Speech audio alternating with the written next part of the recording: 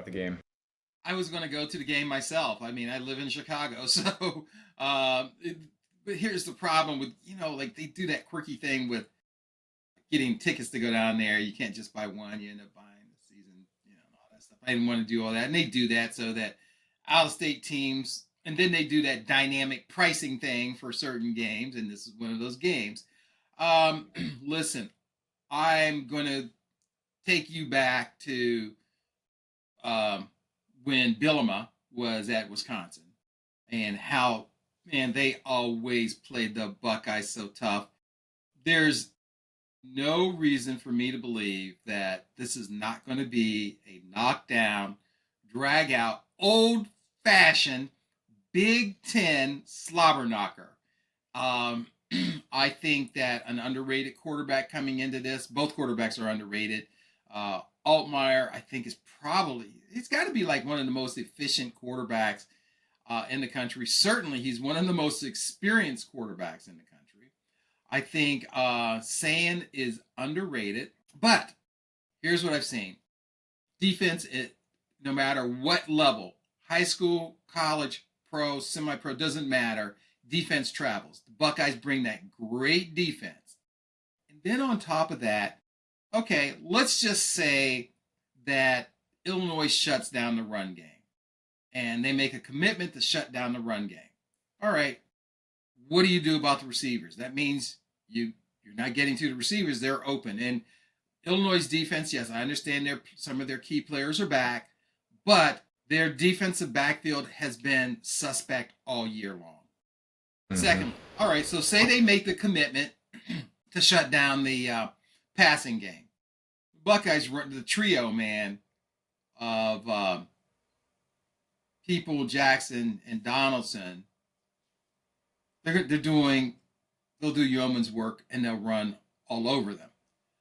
Couple that with this offensive line that the Buckeyes have put together, which is, I can't believe I'm saying this, they're better than last year's offensive line, and their rotation is a lot heavier.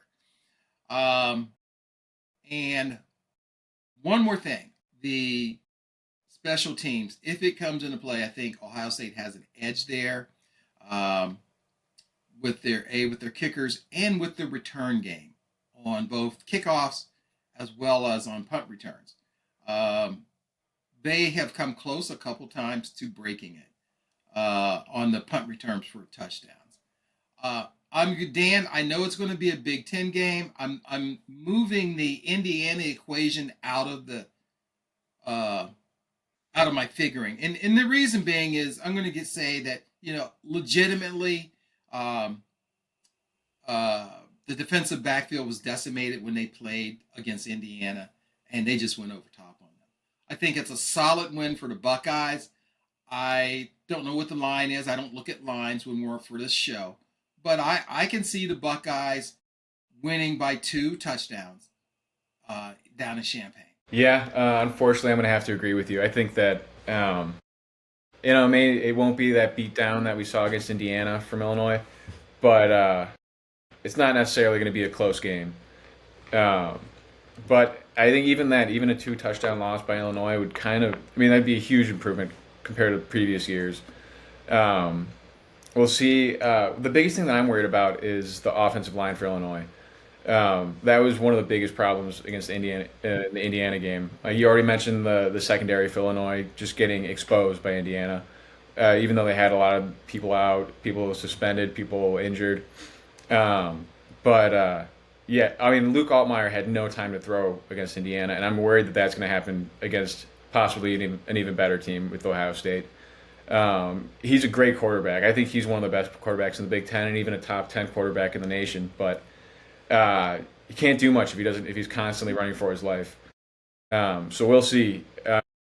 And one thing I did disagree with you on, I think Illinois has really strong special teams also. You looked at their kicker, Olano, who's been nails this year. Hank Beatty has been insane, both as a receiver and a punt returner. He scored a touchdown, and that's a guy who's scored a passing, receiving, and a returning touchdown so far this year. Also rushing, so that's 4. He just needs a defensive touchdown somehow. Like you said, I think that I think that it will be an Ohio State win, especially if they're able to test that Illinois secondary and keep the pressure on the offensive line.